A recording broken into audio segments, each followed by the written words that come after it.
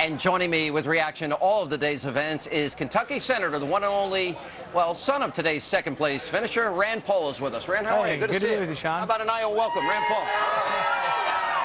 Good to see you.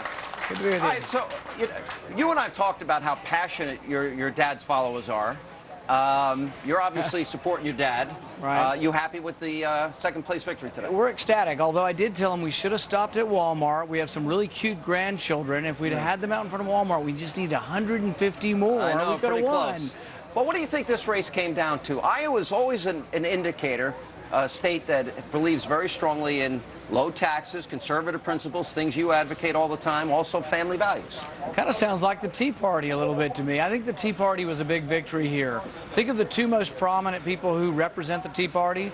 Michelle Bachmann's one, Ron Paul's another.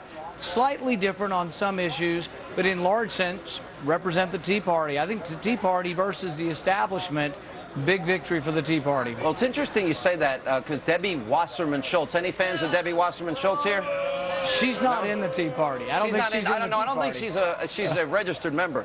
She actually said, well, that shows that the Tea Party has effectively seized control of the GOP. We could only wish. We could only wish the Tea Party would take over. That's a good point, actually. We believe in such extreme things as balancing the budget. You know, would that the country would somehow be taken over by people who believed in a balanced budget. Well, you know, this is the interesting thing. As we were debating the debt ceiling, and I had you on a lot, radio, TV, we talked about this a whole lot. For some reason, this is a changing moment in America where people of principles and values that believed in limited government and our Constitution, which both you and your dad talk about a lot, that somehow principle was a bad thing. Somehow standing on your values was a bad thing, but compromise is always a good thing. Isn't it compromise that got us to where we are today?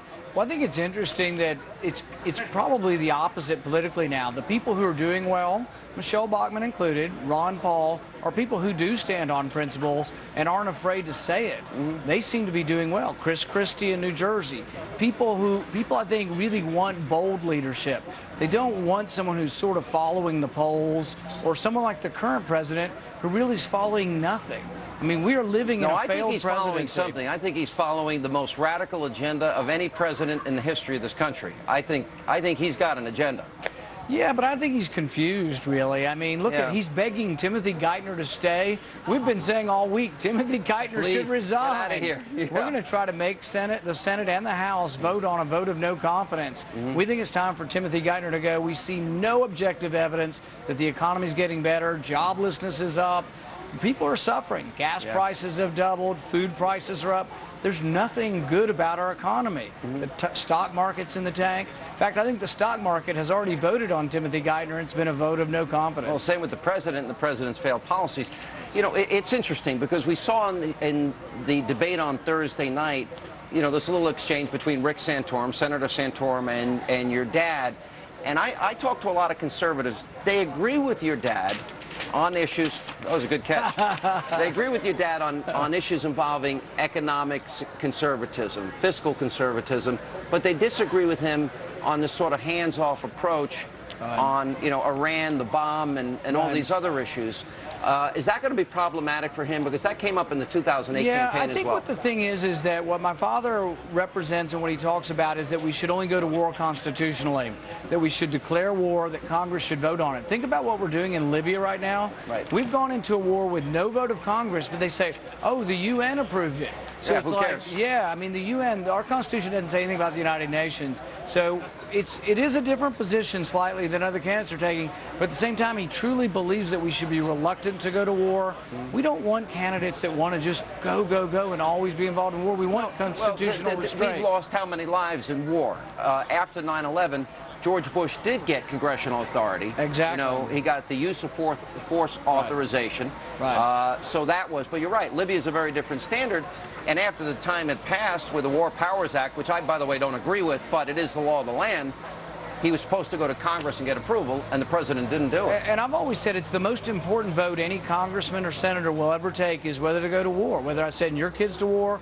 I have an 18-year-old. I went to Walter Reed recently and met a 19-year-old who lost his leg there. Serving proudly, I mean, doing what he can to defend America, but at the same time, is it not incumbent upon our representatives to have a debate before we send him to war? Well, and I think that was important. Look at these two lovebirds behind you here. If you want to ask her to marry you, you can. You know, we'll put that on the TV. air. On the air. Bring them on.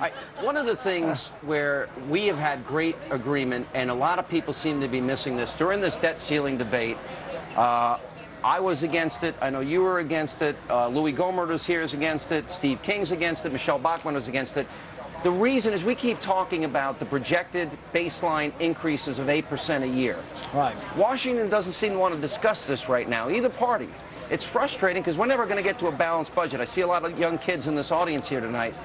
We're not going to balance our budget unless we deal with the projected rates of increase that I'm sure everyone here in this audience would like an 8% raise every year. Yeah, I call it Washington's fuzzy math. If we do nothing, we add $9 trillion to the debt.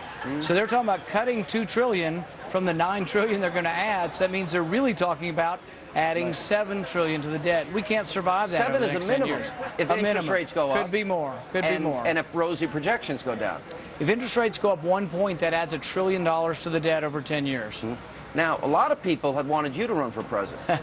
One poll at a time, and I think we Is have that a great right? choice this year. If your father didn't get in, would you have thought more deeply about it? Only one Paul at a time. Right now, this is the year Ron Paul has great recognition. 80% of America knows him. He has single-handedly really created a whole new wing of the Republican Party. And whether we always agree on everything, the one thing that's good for the Republican Party, and I know you're a conservative, right, but for Republican Party politics, he's brought all these independents, libertarians, Democrats, disgruntled Republicans, but he's brought this whole wing of the party back. Everybody should be thanking him for making the Republican Party bigger. How do you identify yourself? You and I have kidded around about this because you and your dad disagree on a few issues. Right. How do you identify yourself? As a constitutional conservative. I think that the Constitution should dictate what the federal government does, and they shouldn't be doing anything that wasn't given to them by the people. Well said. Senator Paul, good to see you. Thank you.